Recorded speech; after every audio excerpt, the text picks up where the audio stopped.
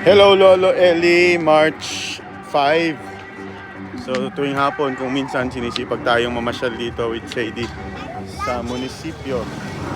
I'm talking to Lolo Eli. And look, inaayos o sinisira yung ating munisipyo. Ayan, yung gym kasi sa likod ginagawa din.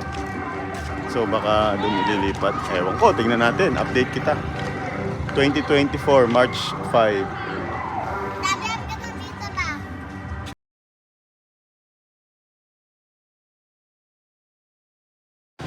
Gilid ng munisipyo.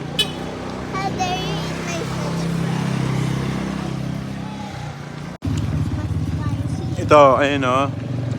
Sinisira din yung gym. Hindi natin alam kung anong gagawin. Update kita. Susunod. Let's go! Uwi na tayo!